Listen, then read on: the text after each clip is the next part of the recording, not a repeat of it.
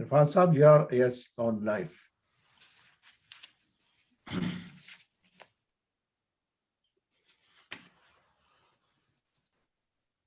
बिस्मिल्लाहिर्रहमानिर्रहीम। नाज़रीन कराम, अस्सलाम वालेकुम।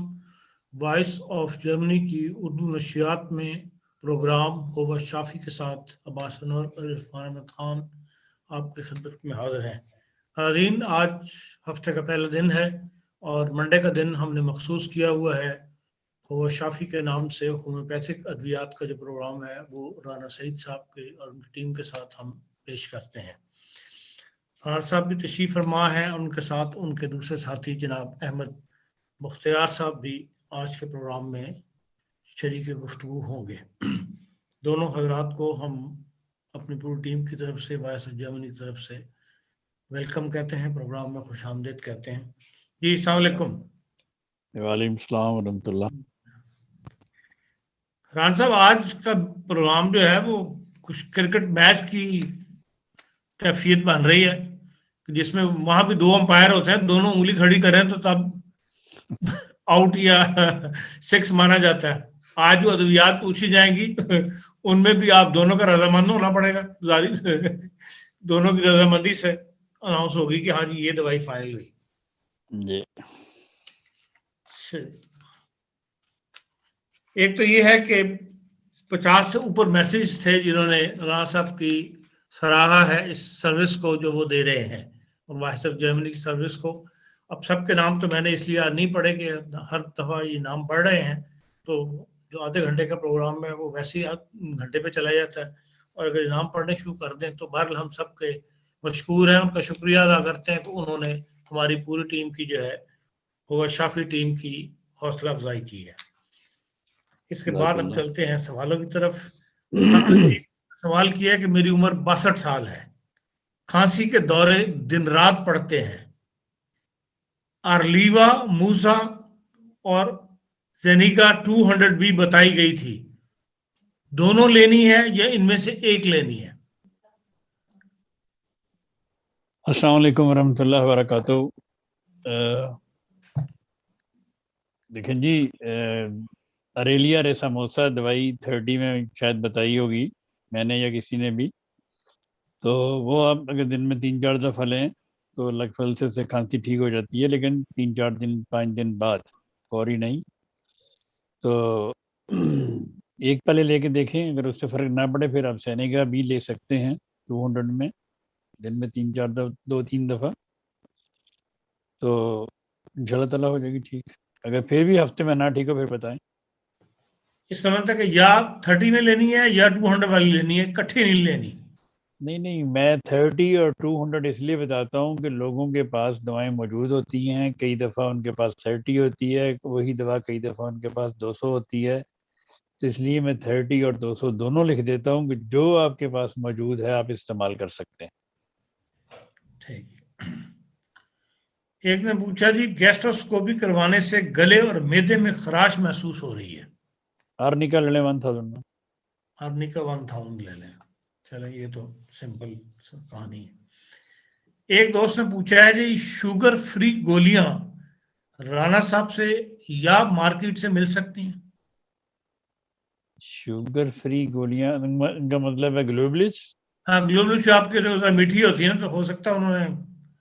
जी मिल सकती हैं, अवेलेबल है, मिल सकती हैं। आप ही से मिल सकती हैं या मार्केट से मिल सकती हैं?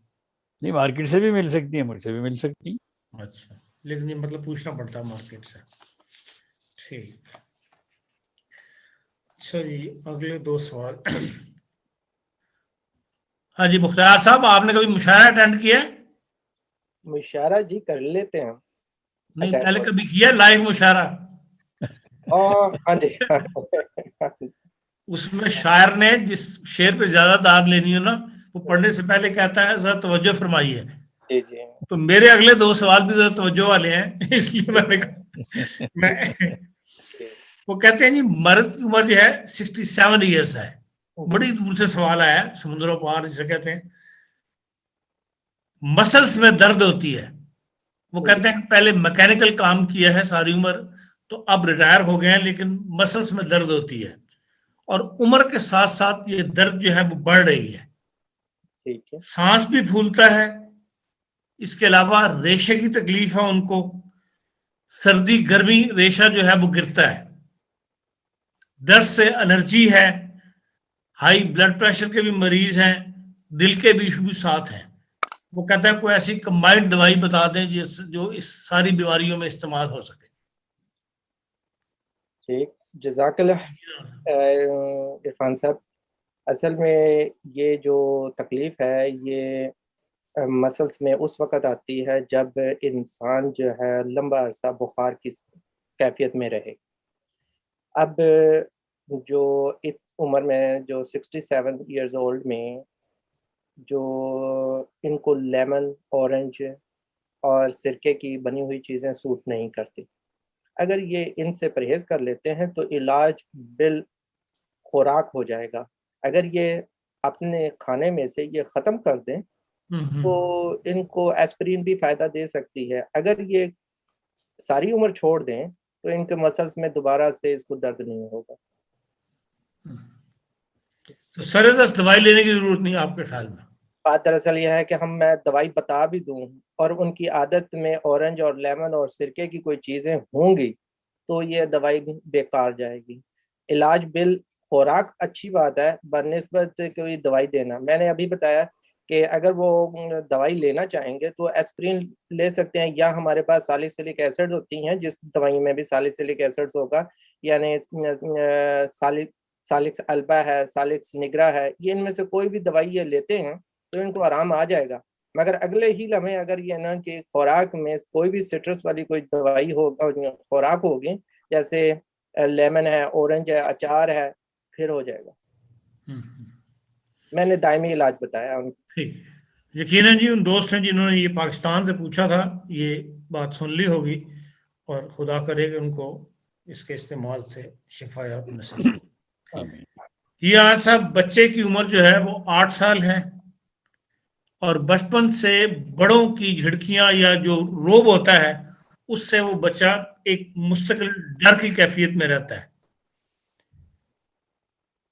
डरपोक बन गया हुआ है, खौफ ज़्यादा रहता है, जिसे कहते हैं ना बहादुरी उसमें पैदा नहीं हो रही। जिस तरह एज के साथ साथ बच्चों में फुर्ती बहादुरी पैदा होती है वो नहीं है, दांतों में उंगलियां रह के चबाता रहता है, बस बाहर अकेले भी नहीं जाता और जवाब को कोई सवाल कर लो तो घबरा जाता है, एक दिन जवाब नहीं दे पाता, जिसे कहते हैं ना एहसास से कमतरी या खुद एतमादी जो है वो पैदा नहीं हुई। तो उसके लिए कोई दवाई बताएं जो पूछी गई है। देखें जी, ये बच्चा तो आपने शुरू में खुद ही बता दिया कि झिड़कियों से और डर और घर के राब से खौफजदा है एक्चुअली जी। तो अगर इस बच्चे का खौफ दूर कर दिया जाए तो ये बच्चा ठीक हो सकता है। तो इस बच्चे को अगर आप एकोनाइट 200 में रोज़ाना सुबह दें एक खुराक और अगले दिन स्ट्रेमोनियम 200 में इसी तरह अल्टरनेट करें, एक दिन एकोनाइट और एक दिन स्ट्रेमोनियम, 15-20 दिन, एक महीना दे के देखें, उसके बाद छोड़ दें तो फिर उस पर नज़र रखें कि अब इसको कितना फ़र्क पड़ा, तो अल्लाह के फजल से ये ठीक हो जाएगा। ठीक सर जी, एक दोस्त पूछ रहे हैं कि अरसा 8 साल से दिल में 5 स्टेंट्स जो है वो डाले जा चुके हैं, डॉक्टर की लिखी हुई दवाइयां इस्तेमाल करता रहा हूं, एस्पिरिन भी मुस्तकिल खाई है, अब सुना है कि आर्निका लेक्सिस लेते रहें तो बाकी दवाइयों की जरूरत नहीं रहती, क्या दिल में वहम लाए बगैर आर्निका लेक्सिस खा सकता हूं? ये आपने मुझसे पूछा या मिनी साहब से? मेरे मुखातिब तो मैनेजर ही होता है बाकी आप देख लें किसने जवाब देना। ठीक है जी, आर्निका और लेक्सिस, एकोनाइट और लेडम, ये 200 की दवाएं अगर आप रोज़ाना एक बार या वीक में 2-3 दफ़ा या हस्बे ज़रूरत दिन में 3 दफ़ा आप लेते रहें तो अल्लाह ताला के फजल से आपका जो खून है वो गाढ़ा नहीं होगा कभी भी। आपको इन दवाओं के साथ एस्पिरिन लेने की भी ज़रूरत नहीं पड़ेगी। मुझे ये नुस्खा बनफ्स नफीस बताया गया था और आस्पिरिन खाने से मना किया गया था, और मैंने ये नुस्खा बड़ा अरसा इस्तेमाल किया है और अल्लाह ताला का फजल है, मुझे इससे काफ़ी शिफा मिली और मैंने बेशुमार लोगों को ये दिया है। बात ये है जी कि 5 स्टंट पड़े हुए हैं, इनका मतलब है कि उनकी नालियों में कैल्शियम बहुत ज़्यादा है। तो इसके लिए वो कैल्शियम कार्बोनिकम 30 में दिन में 3 दफ़ा खाना शुरू करें। 7 आर्निका लेक्सेस लेडम और एकोनाइट 200 में हफ्ते में 2-3 बार रात को लें। ये तो लेनी रूटीन में 2 बार। लेकिन अगर खुदा ना खास्ता उनको दर्द हो लेफ्ट साइड पे, कि उनको महसूस हो कि लेफ्ट कंधे में, लेफ्ट बाजू में, लेफ्ट साइड पे, लेफ्ट टांग में दर्द हो, तो दिन में 3 दफ़ा भी ये दवाएं ले सकते हैं। हर वो बंदा, हर वो मरीज जिसको बाईं तरफ की दर्दें हों, ये चारों दवाएं 200 में मिला के दिन में 3 दफ़ा ले। पहला हफ्ता, दूसरा हफ्ता 2 दफ़ा ले, तीसरा हफ्ता फिर 1 दफ़ा ले, तो अल्लाह ताला के फजल से उसको आराम आएगा। इरफान साहब से मेरी एक छोटी सी गुजारिश है, अगर वो जी मुलाहिज़ा फरमाएं तो। ये है कि डॉक्टर राणा साहब के साथ मेरा कोई इख्तलाफ नहीं होगा, ना ही है। मैं इस वक़्त आपे की जो मीटिंग में शिरकत है, वो इस हैसियत से समझ लें कि मैं इलाज बिल-खुराक आपको बता सकता हूँ। जो डॉक्टर साहब हैं, जो होम्योपैथिक आपको बता रही हैं, ये होम्योपैथिक के असूलों के मुताबिक सही बता रही हैं। अगर आप चाहते हैं कि मैं उनको खुराक भी बता दूँ, तो मेरी खिदमत हाज़िर है। तो फिर राणा साहब जब दवाई बता दिया करें तो फिर आप जहाँ मुनासिब समझें वहाँ फिर आप खुराक का लुकमा दे सकते हैं। तो उसकी इजाज़त आपसे तलब करना ज़रूरी थी, तो इसलिए। हाँ ठीक, बस राणा साहब जो दवाई बताएं उसके बाद फिर आप बेशक जो भी बीच में।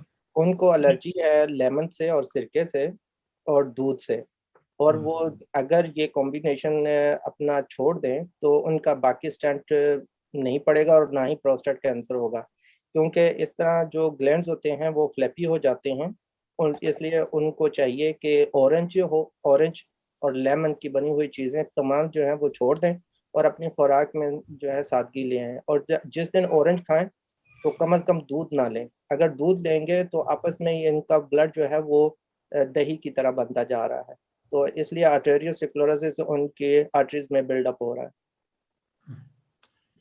ठीक, एक दोस्त ने कहा जी आप लोग बीमारियों के नुस्खे तो बता देते हैं, लेकिन बीमारियों की तफसील जो है उसमें भी कुछ ना कुछ इजहार ख्याल किया करें। उसमें ये है कि पेशेंट जो होता है वो ज़्यादातर दवाइयों के ऊपर तवज्जो होती है, उसकी खुराक पर नहीं होती, और ना ही वो इस बीमारियों की तफसील सुनना चाहता है। अगर कोई सुनना चाहता है तो ज़रूर हम बताएंगे। ठीक, एक दोस्त पूछ रहे हैं जी मैं अरसा 20 साल से होम्योपैथिक अद्वियात इकट्ठी कर रहा हूँ। राणा साहब अब जो दवाइयों का बक्स तैयार कर रहे हैं, अगर इसकी लिस्ट जारी कर दें सॉरी, तो अंदाजा हो जाए कि कौन सी दवाइयां हमारे पास नहीं है।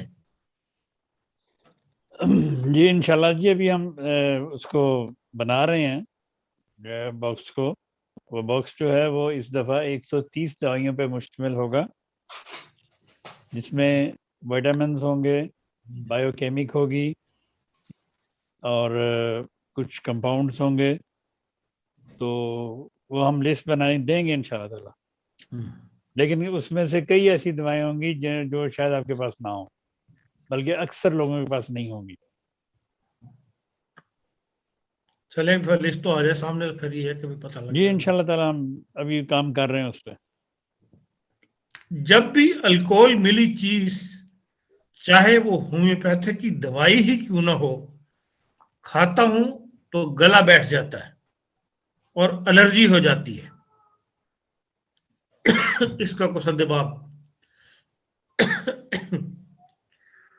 ये है कि उनके बदन में बहुत ज़्यादा खुश्की है और वो गर्म पानी का इस्तेमाल कम रखें, और एक छोटा चम्मच रोज़ाना ऑलिव ऑयल का पीते रहें, क्योंकि वो गर्म चीज़ें ज़्यादा खाते हैं, तो जिसकी वजह से उनकी सर्कुलेशन नीचे को चली जाती है, ऊपर की तरफ नहीं आती। रूम टेम्परेचर पानी इस्तेमाल करें, तो इसलिए सिर्फ अल्कोहल से नहीं, उनको एलर्जी तमाम खुश्क चीज़ों से एलर्जी है। उनको चाहिए मक्खन अपने खाने में ज्यादा रखें, अनसाल्टेड बटर रखें। सही। चलिए, अगर रमजान के अंदर यानी रोजे की हालत में सर दर्द हो तो कौन सी दवा लेनी चाहिए? रोजे में तो दवाई कुछ बताई थी मैंने। एक तो दवाई मैंने सिस्टस बताई थी, अगर रोजा रखने की वजह से सर दर्द हो तो। लेकिन अगर इसके बावजूद भी हो और सिस्टस से आराम ना रहो तो बेलाडोना बेस्ट दवाई है इसके लिए। तो बेलाडोना साथ ले सकते हैं सिस्टस के, आगे पीछे करके ले सकते हैं। कोई भी सर दर्द किसी भी किस्म का हो अमूमन बेलाडोना से ठीक हो जाता है। लेकिन ये चूंकि भूखा रहने की वजह से सर दर्द होता है, इसके लिए ये दवाई सिस्टस बताई गई है।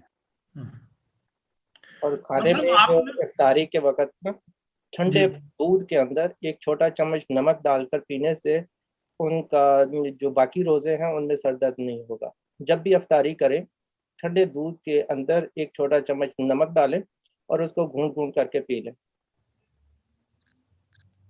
ठीक।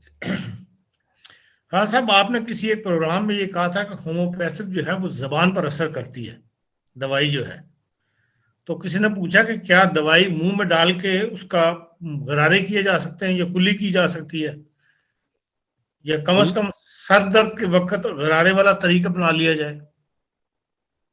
नहीं, वो तो रमज़ान में असल में इजाज़त मांग रहे हैं कि मैं तो रमज़ान में भी दवाई खा लूँ। ऐसी इजाज़त नहीं मैं दे सकता, आई एम सॉरी। तो बात ये है कि जी अगर बंदा बीमार है तो उसको रोज़ा रखना नहीं चाहिए। तो ये जो गरारों वाली बात है, ये गरारे अगर अक्सर किसी के दांत या मसूड़े ख़राब हों तो उनको हम एक नुस्खा देते हैं, उससे कहते हैं कि इसको दवाई में डाल के गरारे करो और फिर थूक दो।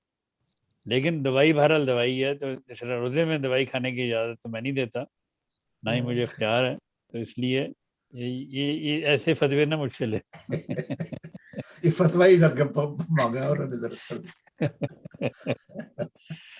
अगर किसी बच्चे या बड़े को मकड़ी से डर लगता हो या किसी कीड़े से डर लगता हो और ये वहम हो कि कीड़ा दरवाजे से आ जाएगा या नीचे फर्श से आ जाएगा, और इस डर से खौफ और डर की जो कैफियत निकलती है, इससे निकालने के लिए बंदे को कौन सी दवाई लेनी चाहिए?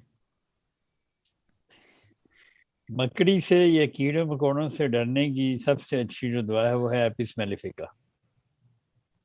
अगर मकड़ी या मच्छी या कीड़े मकोड़े लड़ भी जाएं, अगर उन डंग भी मार दें तो उसकी दवाई भी फिर एपिस मेलिफिका ही है। तो लेकिन अगर ऐसी चीज, आजकल गर्मियों का मौसम है, ऐसा आ रहा है, काफ़ी ये चीज़ें अब बाहर आ रही हैं, बच्चों को भी लग सकता है कोई डंग मार दे, कोई कीड़ा या कोई मक्खी लड़ जाए। तो इसके लिए दो दवाएं मैं आपको बताता हूँ। अवलीन दवा एपिस मेलिफिका है। फिर टेटनस से बचने के लिए लीडम 200 में। अगर आप ये दोनों दवाएं आधे घंटे के वक्फे से दे दें तो अल्लाह के फजल से उसका डंग का असर भी ख़त्म हो जाएगा और टेटनस भी नहीं होगी। और खौफ की जो मैंने पहले बताई है, खौफ की सबसे बेहतरीन दवाई एकोनाइट। एकोनाइट अगर छोटा बच्चा 30 में दें, अगर थोड़ा सा बड़ा 200 में दें, अगर ज़्यादा बड़ा तो 1000 में दें, अगर बहुत बड़ा तो बेशक एक CM में खुराक दे दें। खौफ की कोई भी खौफ, कईयों को लोगों को पैनिक अटैक्स होते हैं, पैनिक अटैक्स हो वो भी खौफ होता है, किसी किस्म का खौफ, और या मरने का खौफ हो, या क्या कई लोग सोचते हैं जी हमने परसों फौत हो जाना है, इस किस्म के भी खौफ होते हैं लोगों को कि हमने अगले हफ्ते फौत हो जाना है, हमने ईद नहीं देखनी, इससे पहले हमने फौत हो जाना है, फिर अगला जलसा आएगा, जलसे से पहले हमने फौत हो जाना है, फिर ये होगा वो होगा। इस किस्म के जो खौफ हैं जिनका लोग सोचते रहते हैं, इसकी बेहतरीन दवाई एकोनाइट है।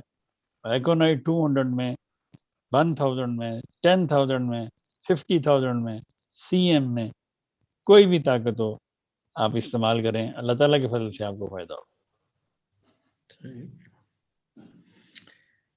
आर्थ्रोजे जिसमें हड्डियां घिसती हैं, इसके लिए कोई दवाई?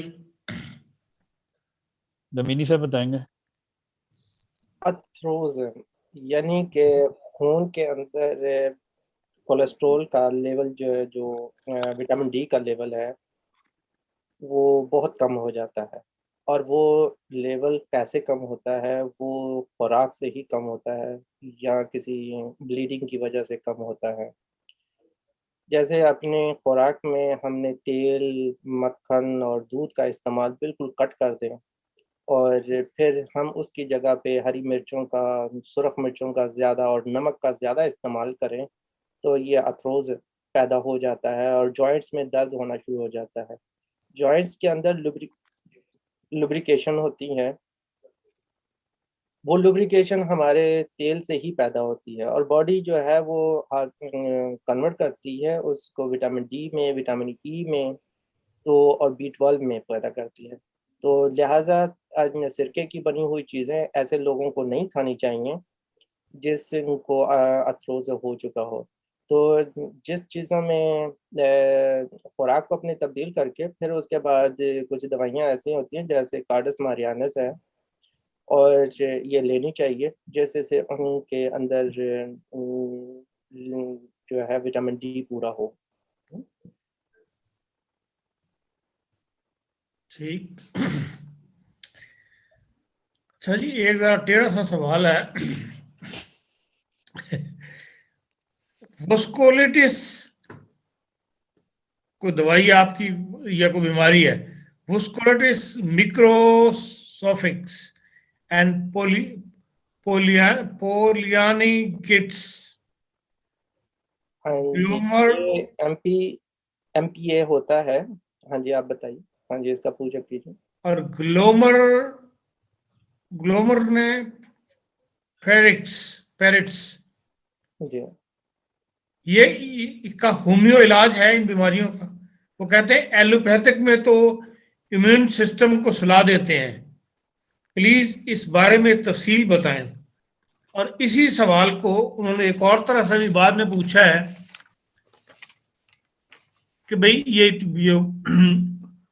वॉस्कुलिटिस मिक्रोसिक वो बीमारी है जिसमें पोलियानिकिट्स इम्यून सिस्टम अपनी ही बॉडी को नुकसान पहुंचाता है और इसके नतीजे में ग्लोमेरुलोनेफ्राइटिस बीमारी पैदा हो जाती है जो अलग से गुर्दे खराब करती है। गुर्दे फेल हो जाएं तो क्या वो होम्यो इलाज से दोबारा फंक्शन करने लगते हैं? इनका होम्यो इलाज क्या है? ये सबसे पहले तो ये होना चाहिए कि ये डिजीज को समझना बहुत ज़रूरी है। वेस्कुलाइटिस कहते हैं जो हमारी रगें होती हैं, खून की रगें होती हैं, इनके अंदर इन्फ्लेमेशन या इंजरी आ जाती है, खून की रगों के अंदर इन्फेक्शन हो जाता है, यानी कि उसके अंदर या तो क्लॉट्स हो जाते हैं या फिर सोजन हो जाती है उसकी वजह से। अब वो कहीं भी हो सकती है। जो ग्लोमेरुलस होती हैं ये नेफ्रॉन्स किडनी के अंदर होती हैं और ये भी उसी तरह ही सूज जाती हैं, इसके अंदर भी वेस्कुलाइटिस हो सकता है। असल बात यह है कि इसका रीज़न क्या है, ये नहीं है कि इलाज क्या है। इलाज पेशेंट के पास ही होता है, पेशेंट अपना इलाज खुद कर सकता है। इसका वजह यह है कि पेशेंट को जो ग्रिल की हुई चीज़ें होती हैं जैसे चिकन विंग्स है या नमक और लेमन को निचोड़ कर अपने खानों में खाएगा तो लाजमी बात है उसको वेस्कुलाइटिस हो जाएगा, वो चाहे लंग्स में हो, दिल में हो या किडनी में हो, तो इसकी वजह है। तो इसलिए इसके बाद अगर वो इस पे एग्री हो जाता है कि हाँ मैं इसको हाथ रोक लूंगा, तो हमारे पास बेशुमार और चुटकी बजाते इलाज हो जाते हैं। ये नहीं है कि इलाज नहीं है, क्योंकि एलोपैथिक खुराक पर ध्यान ही नहीं देता। वो पेशेंट समझता है कि बस इलाज होना चाहिए, मैंने गलती की है, मैं करता रहूंगा, कोई फिक्र की बात नहीं है। तो लिहाजा वेस्कुलाइटिस जो है वो इतना खतरनाक बीमारी नहीं जितनी पेशेंट की खतरनाक आदत है। आप हमारे लिए ये है कि इसको डायस्कोरिया हम देते हैं और लेटम पाल देते हैं और ये साबलजेरुलेटा है, इसके ऊपर बेशुमार दवाइयां हैं जो चुटकी बजाते काम कर जाती हैं। और डॉक्टर साहब ने एपिस का भी बताया, एपिस बेशुमार सोजन के ऊपर काम करती हैं। वेस्कुलाइटिस हमेशा सोजन के ऊपर काम करती है। एकोनाइड है, ये भी है ना वक्ती तौर पर काम कर जाती है और इंसान को सुकून दे देती है। मेजर काम यह है कि पेशेंट इस पे एग्री होता है, वो कंप्रोमाइज नहीं करता अपनी खुराक पे, लिहाजा इलाज है इसका। अगर वो आपसे डायरेक्ट रब्ता करें तो यकीनन उसको मेरे ख्याल ज़्यादा फ़ायदा होगा कि ज़्यादा तफसील से जी आप उनको सुन सकेंगे और वो आपकी बात को ज़्यादा बेहतर समझ सकेंगे। इस तरह जी एक दोस्त है, उनका जी मेरी उम्र है 65 साल, कद है 5 फुट 2 इंच और वजन है 88 किलोग्राम। कमर के मोरे अंदर धंस गए हैं। चलने और खड़े होने पर कूलों और टांगों में दर्द होती है और जकड़न महसूस होती है। अगर पेन किलर खाता हूं तो मैदे पर जलन और दर्द में बेचैनी से बीपी हाई हो जाता है, ब्लड प्रेशर। ऐसी दवाएं बताएं कि कमर भी ठीक हो जाए और मैदे की तकलीफ से निजात मिल जाए। जी, इसमें खान साहब ये है कि इनके जो पेट के खदूद होते हैं उसका नाम मेसेंटेरियन ग्लैंड्स होते हैं, वो सूज जाते हैं। इनकी आदत में भी शायद ऐसे खुराक है जो खटास से ताल्लुक़ रखती है, जैसे इमली है या आलू बुखारा है, ये उनके ग्लैंड्स को सुजा देती है और इनके मोहरे जो हैं फिर अंदर की तरफ धुसना शुरू हो जाते हैं। उनको चाहिए कि तमाम खट्टी वाली चीज़ें, तमाम खट्टी चीज़ें, ना कि 1-2 खट्टी चीज़ें, तमाम जो भी जिसमें खटास है उसको रोक कर एलोवेरा, इनके जो कैप्सूल होते हैं या एलोवेरा ले लें, जिससे उनके आंतों की सोजन कम हो। ठीक है?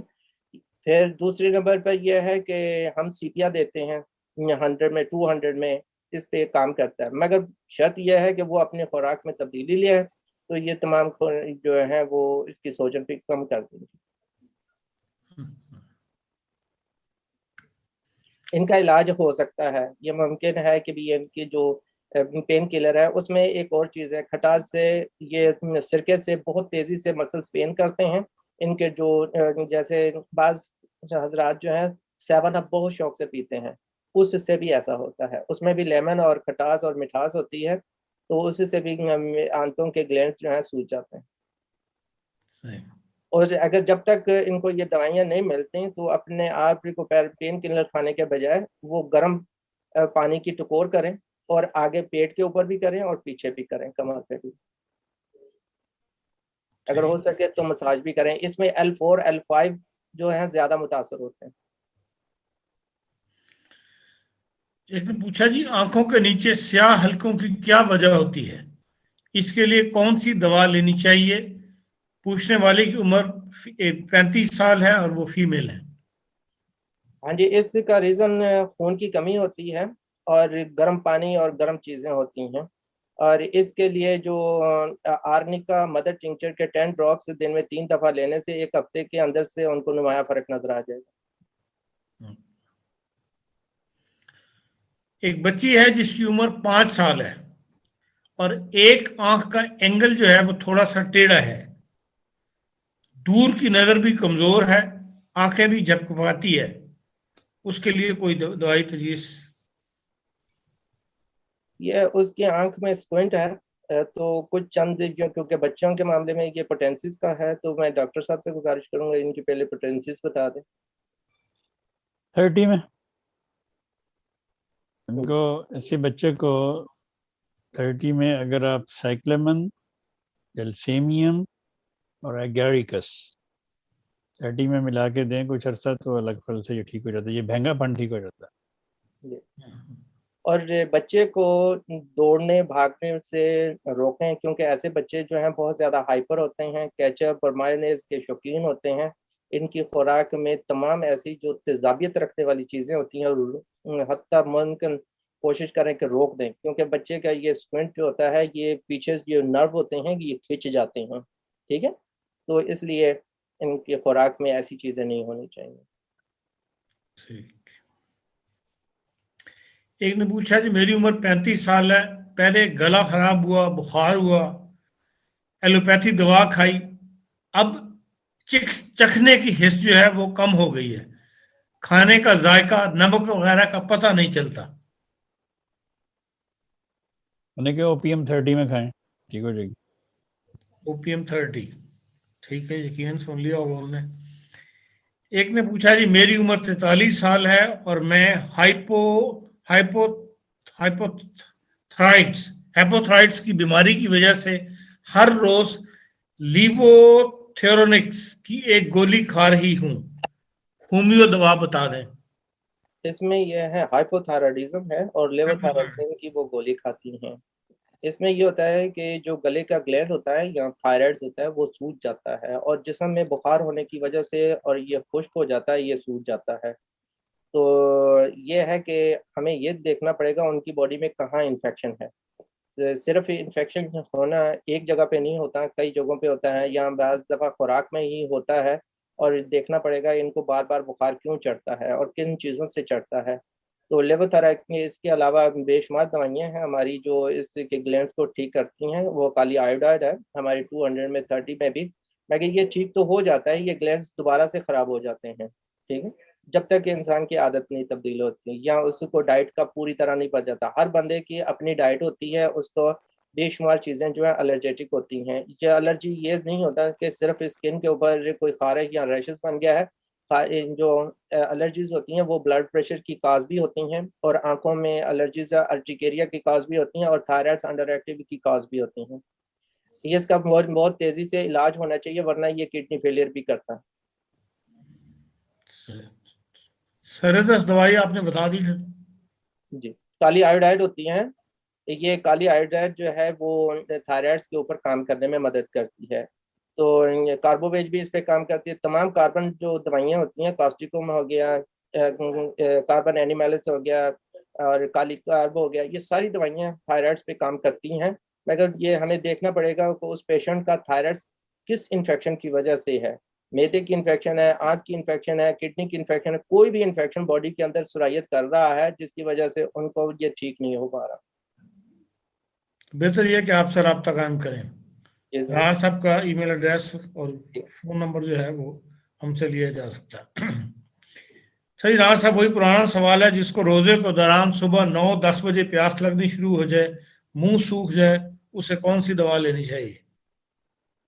वो मीर साहब ने भी थोड़ी देर पहले बताया था कि नमक दूध में मिला के लें, उसकी दवाई होती है नेट्रोम्योर। अगर वो सुबह रोज़ा रखने से पहले नेट्रोम्योर 200 में खुराक खा लें तो इंशाल्लाह ताला उनका गला खुश्क नहीं होगा, मुंह खुश्क नहीं होगा। ठीक। अच्छा, ये ने पूछा है कि मौरसी बीमारियां जो है जो नस्ल दर नस्ल चलती हैं, जैसे कैंसर है, छोटा कद है, जिल्द की बीमारियां वगैरह वगैरह, आपने जैसे विटामिन्स का चार्ट बनाकर दिया है, इसी तरह हर मौरसी बीमारी की दवाई चार्ट की शक्ल में बता सकते हैं? और क्या टीबी और मिर्गी भी मौरसी बीमारियां हैं? लेकिन जी टीबी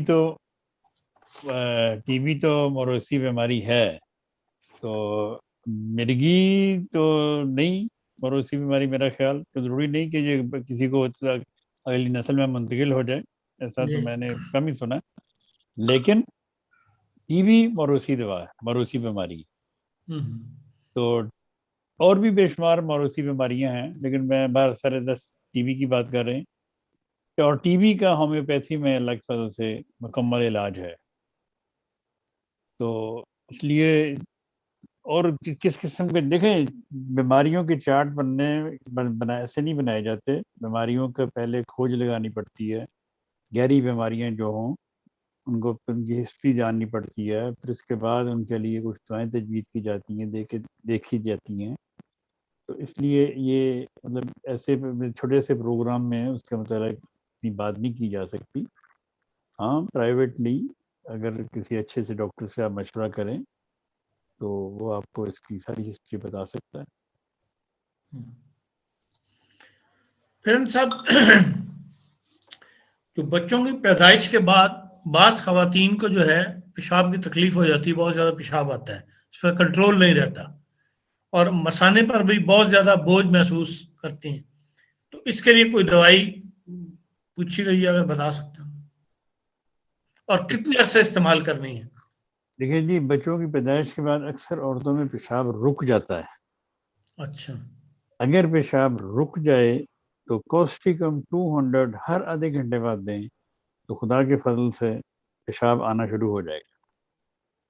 ये जो पेशाब उनका आप बता रहे हैं कि पेशाब कम आता है, क्या होता है? ज़्यादा आता है। ज़्यादा आता है, उनके मसल्स लूज हैं। एक्चुअली इसकी दवाई भी कॉस्टिकम ही है और 1-2 खुराकें दिन में लें कॉस्टिकम की, तो फिर बताएं। ये इसमें थोड़ी सी मैं वजाहत इसमें दूसरे रंग में करना चाहता हूँ। ये कास्टिकम बहुत अच्छी दवाई है, इसके साथ एप्रेस है, कोलोफाइलम है, बहुत अच्छी दवाइयाँ काम करती हैं। बात दरअसल ये है कि पूरी डिलीवरी के दौरान औरत के लिवर पे सोजन आना शुरू हो जाती है।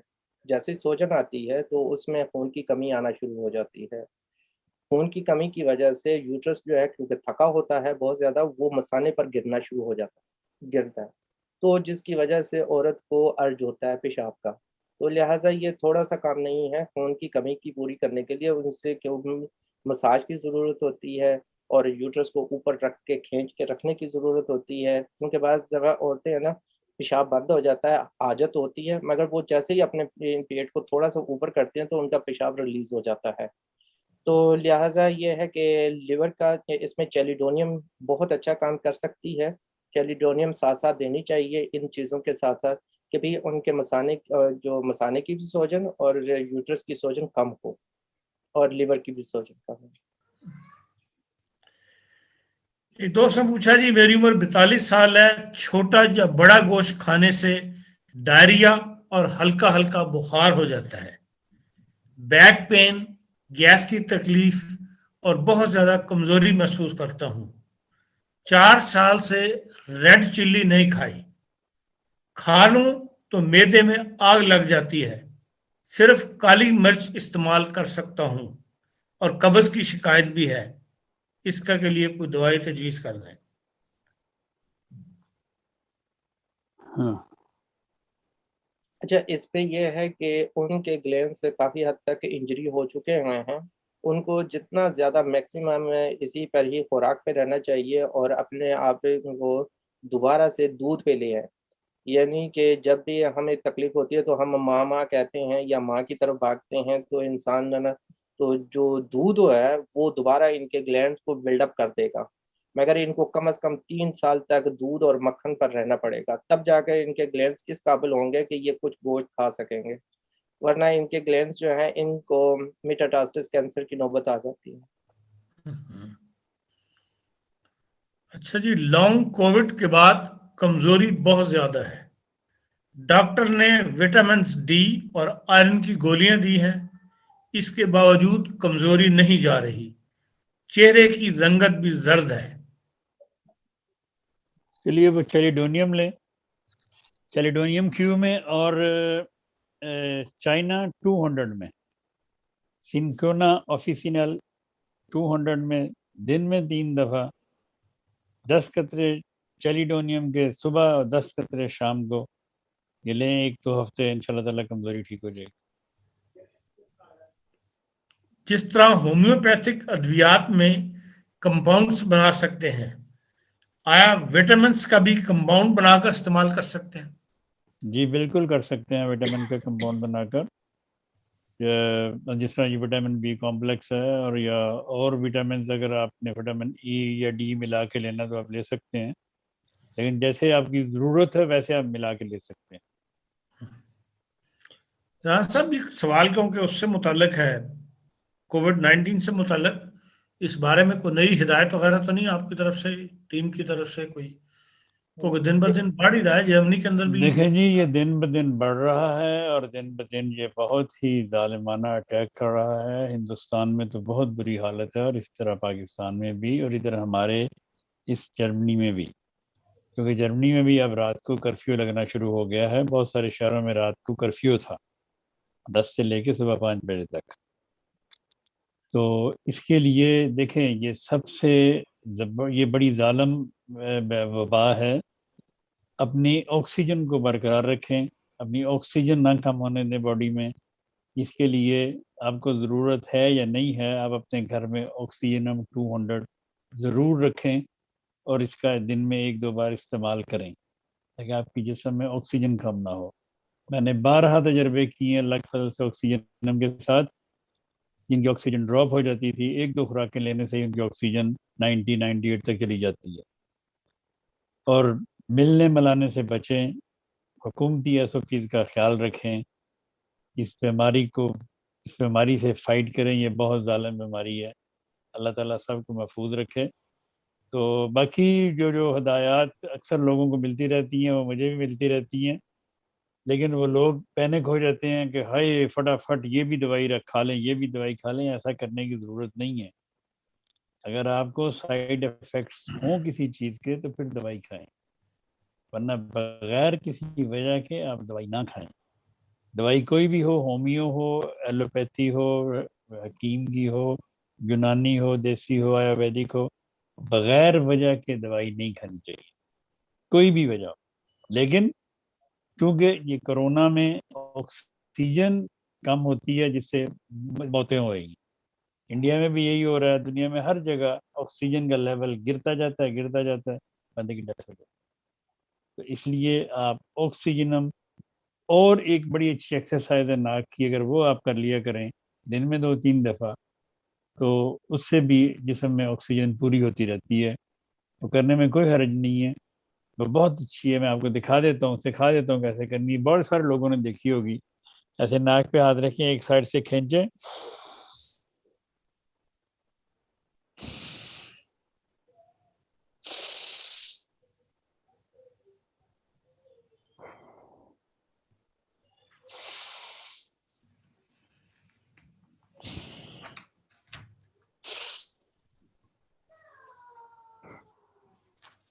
इस तरह अगर आप 2-3 मिनट करेंगे तो आपकी जो ऑक्सीजन है आपके डीप लंग्स तक जाएगी।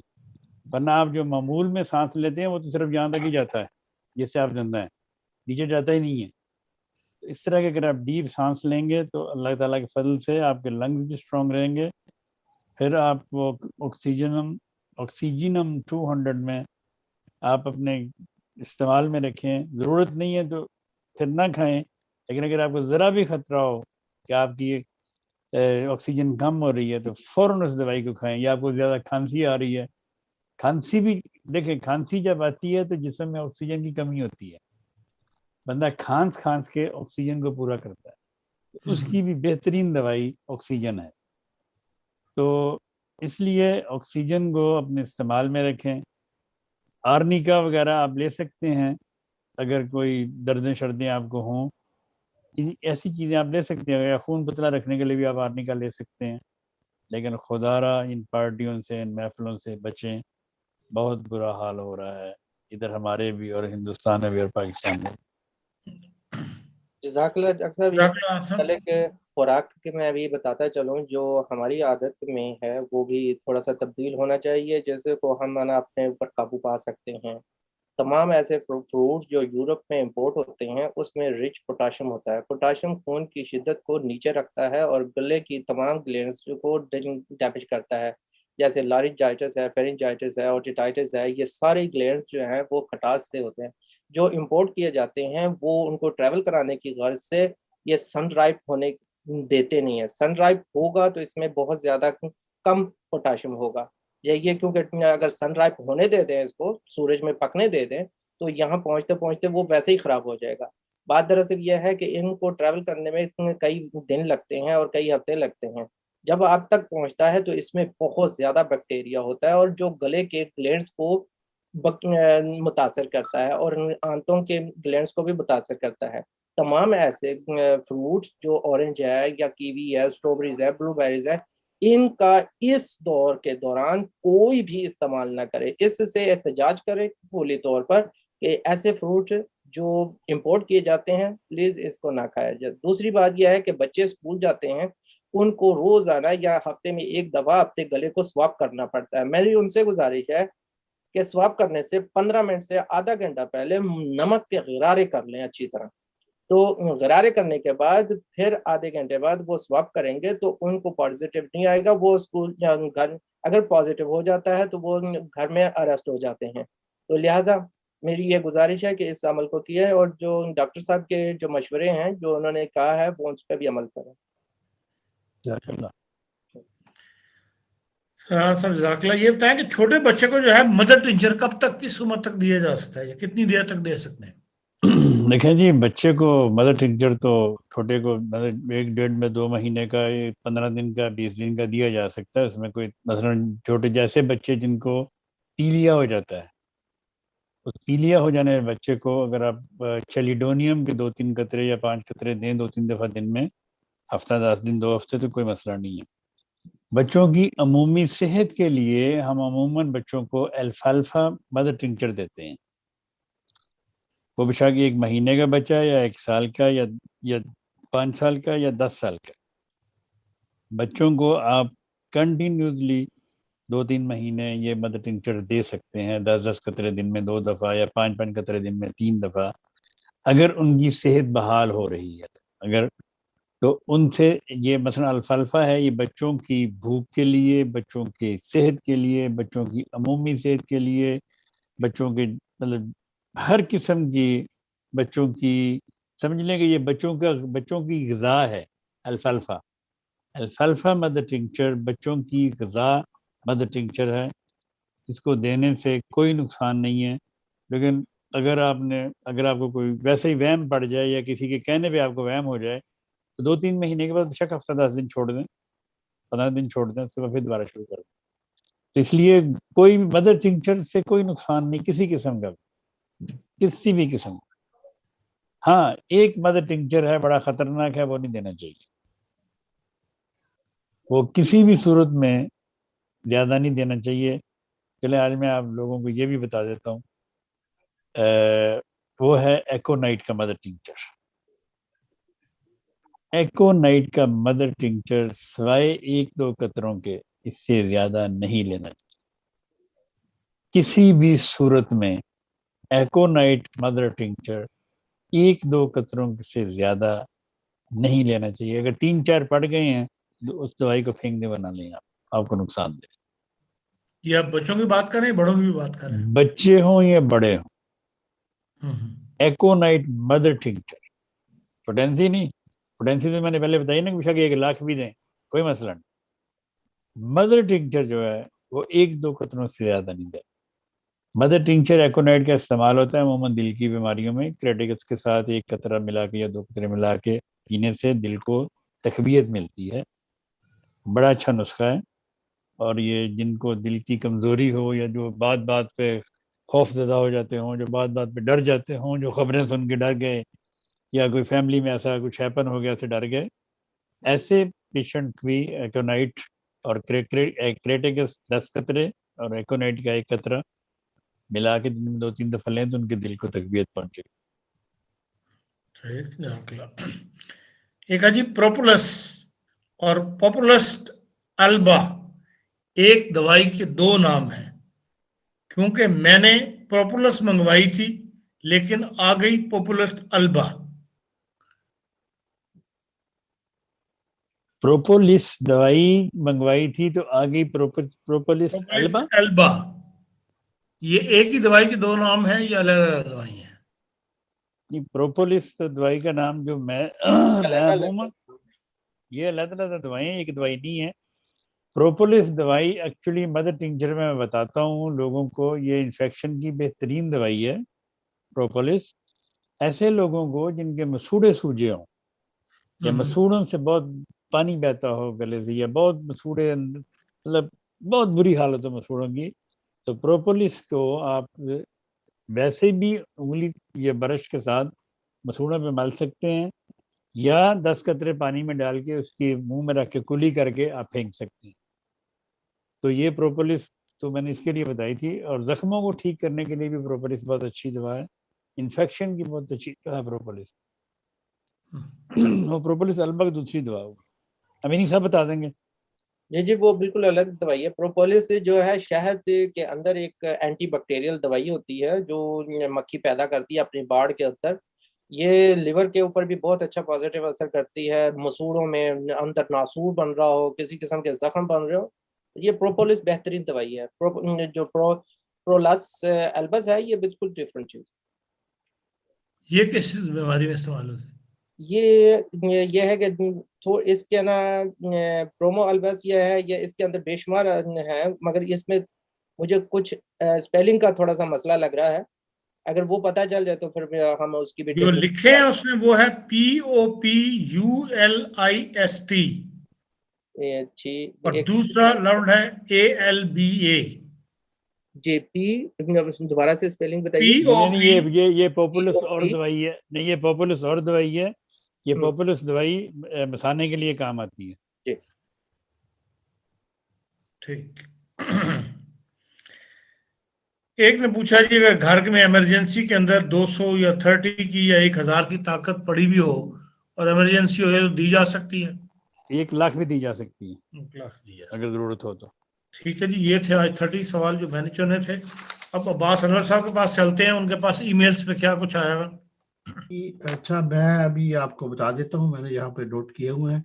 ईमेल में तो सिर्फ एक ही सवाल आया है, वो मैं आपको इंग्लिश में पढ़ देता हूँ। Hands and feet are numb all the time, liver is contracted and triglyceride, क्या लिखा हुआ, ट्राइग्लिसराइड है। तो इसके लिए वो कहते हैं कि हमें कोई दवाई दे दे। यदि हर वक्त हाथ पांव बेहिस रहते हैं, जिगर का मामला है और ट्राइग्लिसराइड ज्यादा होता है, कोई इलाज तजवीज़ करे। इसमें यह है कि वो खातून या आदमी जो है वो एक इन्फेक्शन कैरी कर रहे हैं, जिसकी वजह से उनको nervous breakdown, central nervous system जो है ब्रेकडाउन कर रहा है। तो जिसके लिए उनके लिवर की दवाइयाँ, और देखना पड़ेगा कि किस जगह पे इन्फेक्शन है, मैदे में है, आंतों में है, किस जगह पे इन्फेक्शन है। अगर जनरल लेना है तो ऐसे जो प्लांटा गोआ है, हाइड्रास्टिस है, ये दवाइयाँ लेकर बॉडी को किसी तरह सहूलत दी जा सकती है कि भाई हाँ फौरी तौर पे पता चल सके भी क्या है, या उनका ब्लड रिपोर्ट आ जाए जिसमें उनकी MCV या हेमोग्लोबिन चेक किया जा सकता है कि भाई कहाँ उनको इन्फेक्शन है। अगर वो इस तरह की अपनी रिपोर्ट पूरी जो है डॉक्टर साहब को इरसाल कर दें तो हम देख लेते हैं कि भाई उनका नर्वस सिस्टम क्यों ब्रेक डाउन कर गया। अगला लिखा हुआ, खाकसार की बीवी को कोरोना हुआ था और फिर बच्चों को भी हो गया। अब खाकसार को भी की अलामत जाहिर हुई है और कोरोना तो ठीक हो गया है, लेकिन शदीद खांसी और सांस बहुत फूलता है, कौन सी दवाई इस्तेमाल करो? कोरोना के बाद अगर खांसी हो जाए तो अरेलिया रेसामोसा बेहतरीन दवाई, और सांस फूलने की सबसे बेहतरीन दवाई इस मौसम में या इस कोरोना के लिए वो आर्सेनिक L30 है। तो आर्सेनिक L30 और अरेलिया रेसामोसा दोनों ले सकते हैं बारी बारी, खांसी ठीक हो जाएगी इंशाल्लाह। और ऑक्सीजन, जैसे मैंने बताई, मैंने अभी बात की थी ऑक्सीजन की, कोरोना में ऑक्सीजन की कमी की वजह से भी खांसी आती है, तो वो ऑक्सीजन भी लें साथ। हाँ जी, इस दवाइयों के साथ साथ अगर ये दवाइयाँ अभी फौरी तौर पर मिलना मुश्किल होती हैं तो वो कोशिश करें कि अपने खानों में कोई किसी किस्म का ऑरेंज या इस तरह के जो ठंडे फ्रूट है या ठंडा पानी है, मिल्क शेक है, ये बिल्कुल बंद कर दें। यखनी का इस्तेमाल करें और उसके अंदर ज़ीरा और लहसुन का इस्तेमाल ज़्यादा रखें। अच्छा, फिर पेशाब में बारीक बारीक सफेद ज़रात आते हैं, और ये ज़रात क्यों आते हैं, इसका इलाज बता दें। ये आईवाइस होता है, डॉच में कहते हैं इसको, प्रोटीन कहते हैं। इसका ये होता है कि जो एड्रेनलिन ग्लैंड्स होते हैं वो झड़ना शुरू हो जाते हैं। तो ये आईवाइस अक्सर औरतों को होता है, खून की कमज़ोरी हो जाती है, बच्चों की पैदाइश के बाद अक्सर आ जाते हैं। तो इसमें जो चेलिडोनियम फैब्रिस काम करती है और ये रुक जाते हैं, और नक्स वामी का 30 अगर मौजूद है तो वो ले सकते हैं, बाकी जो है डॉक्टर साहब बता देते हैं। वो बता दिया आपने काफ़ी। अगला है जी, गैस्ट्रोस्कोपी करवाई है, गले और मैदे में खराश और दर्द है, इसकी दवाई बता दें। ये तो आ गया, ये तो पहला सवाल था। अच्छा, ये ठीक आ गया, ठीक है। तो सवाल जी, हो सकता है उन्होंने वो यहाँ भी भेज दिए हों और वहाँ भी डबल हो गई। अगर कोई डबल हो तो बेशक उसे ड्रॉप कर दें। बाएं नाक की जड़ में खारिश के बाद नजला शुरू हो गया है, रोजा भी ही इसी रोजा है क्या, ऐसी हालत में रोजा जारी रखना चाहिए, दवाई खानी चाहिए? फिर रोजा है जिससे आप घबराते। ये तो फतवा है। वैसे अगर रोजे के दौरान जुकाम शुरू हो जाए तो इसमें कोई ऐसी घबराने वाली बात नहीं है, रोजा रखा मतलब पूरा किया जा सकता है। अगर नाक में खारिश होने से जुकाम शुरू हो तो उसकी दवा होती है अरम ट्रीफाइलम। अरम ट्रीफाइलम 200 में अगर वो लें तो इंशाल्लाह ताला उसकी नाक की खारिश ठीक हो जाएगी और फिर जुकाम नहीं होगा। और यहाँ अपने इस जगह पे मसाज करते रहें जब तक उनके जैसे जैसे यहाँ मसाज करते रहेंगे तो उनकी ये खारिश और वो ठीक रहेगा, क्योंकि यहाँ से मसला है उनका, यहाँ नर्व जो है ट्रिप हो जाता है, तो इस वजह से यहाँ खारिश करते रहें क्योंकि मैदा खाली है रोज़े की वजह से, तो ये नर्व ट्रिप कर जाता है। लिखा हुआ है कि सर मेरी बेटी की उम्र 15 साल है, उसकी नज़र 6 साल की उम्र में से कमज़ोर है, चश्मा लग गया है, अब उसकी नज़र बहुत कमज़ोर हो गई है, 3 का चश्मा डॉक्टर ने लिख के दिया है, इसकी कोई दवाई बताए। मतलब है कि जो नज़र है वो बतदरीज गिर रही है बच्ची की। नजर गिर रही है बच्ची की, तो विटामिन ए